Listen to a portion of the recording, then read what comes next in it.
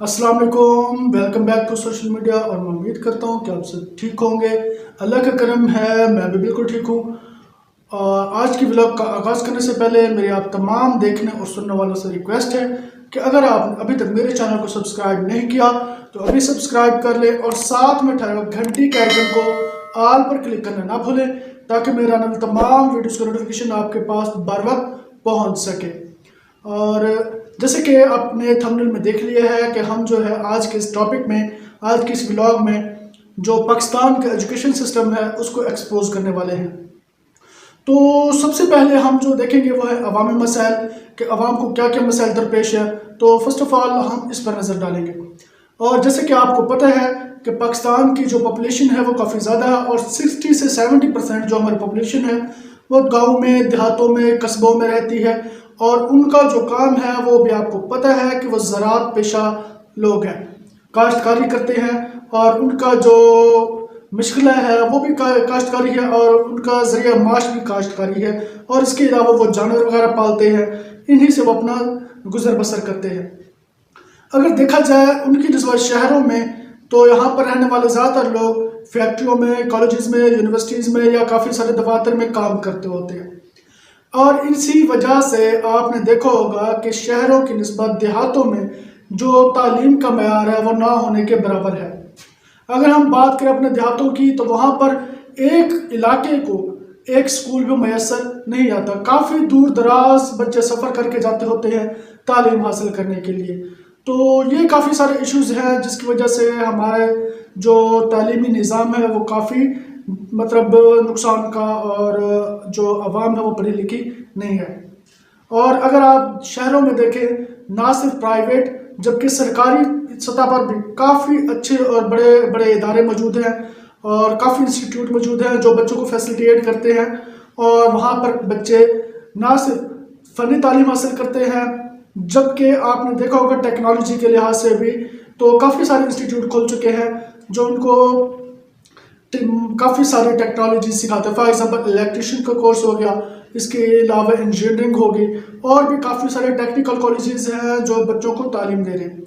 और इसी वजह से ज़्यादातर हमारे जो गांव में रहने वाले आबादी है, अगर वो मतलब कुछ इस्तेताअत रखते हैं, मोस्टली जो है वो लोअर मिडिल क्लास है। अगर कोई अपर मिडिल क्लास या मिडिल क्लास है तो वो कोशिश करता है कि उसके बच्चे पढ़ लिख जाए और ज़िंदगी में आगे निकल जाए।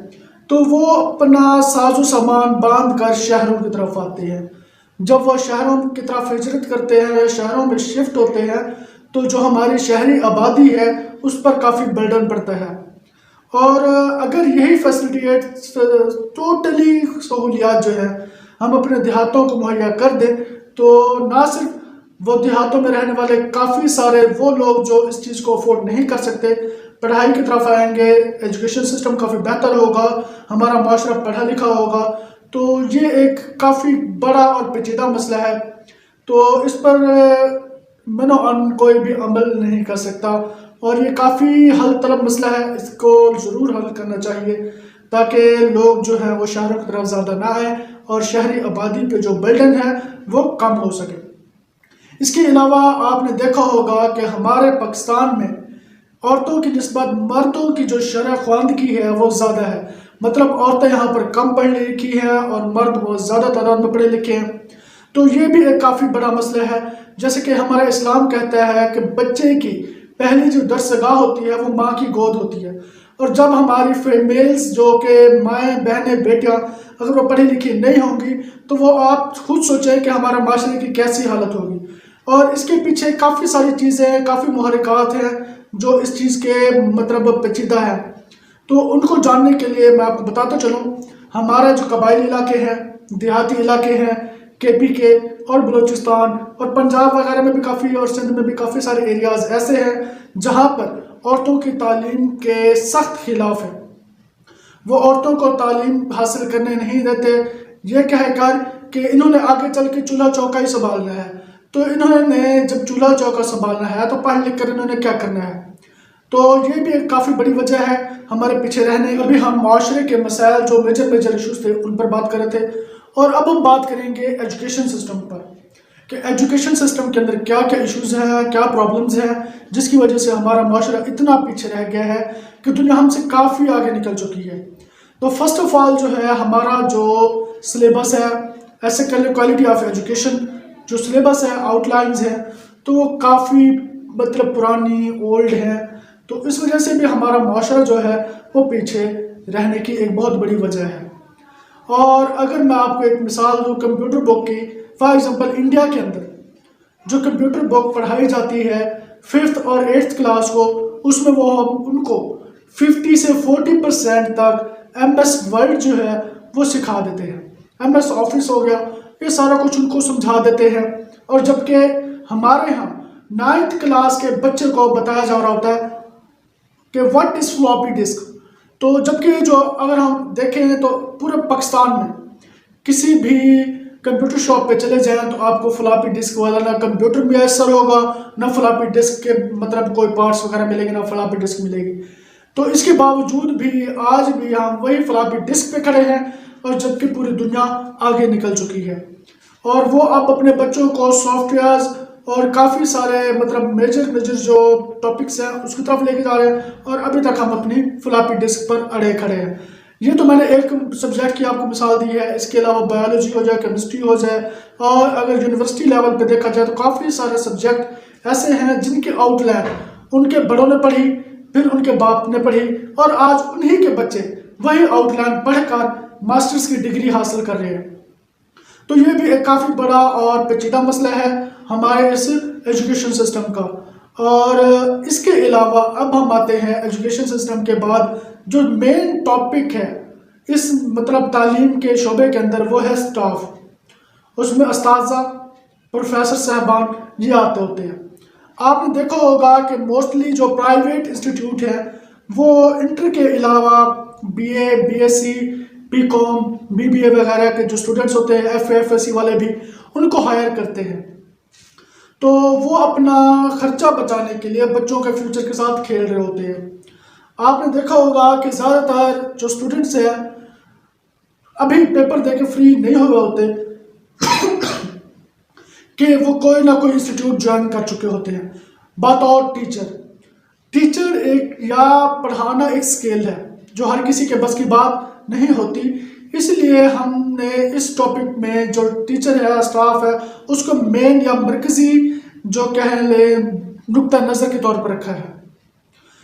आप देखें ज़्यादातर बच्चे वालिदैन से क्या शिकायत करते हैं कि हमें हमारे उस्ताद की या हमारे यहाँ जो प्रोफेसर है उसकी समझ नहीं आती, जबकि वो डंडा लेके बस मारी जा रहा है गधे की तरह और कुछ नहीं। ये एक बहुत बड़ा मसला है। इस चीज़ के लिए हमें आवाज़ उठानी चाहिए कि ये मसला ख़त्म होना चाहिए।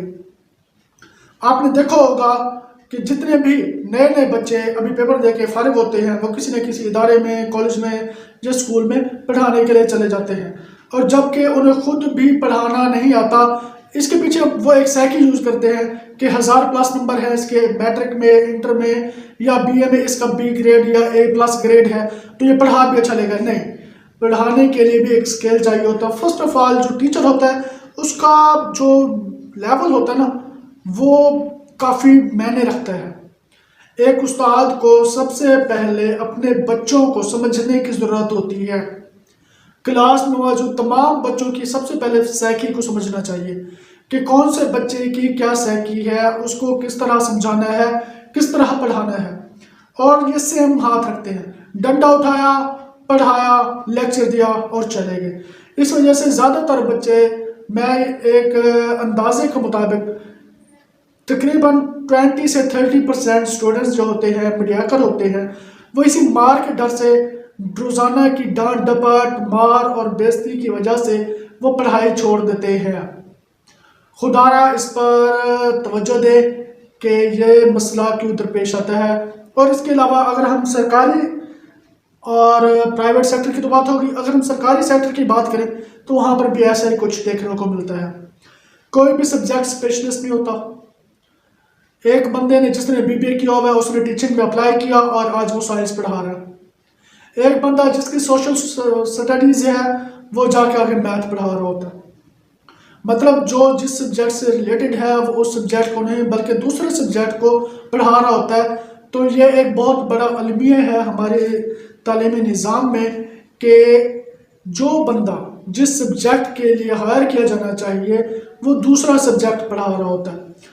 और ये एक मैं कहूँगा कि बहुत बड़ी नाकामी है हमारे तालीमी इदारों में, तालीमी निज़ाम में, कि जिसकी वजह से आज हमारा जो मुल्क है वो तालीमी लिहाज से काफ़ी पीछे है।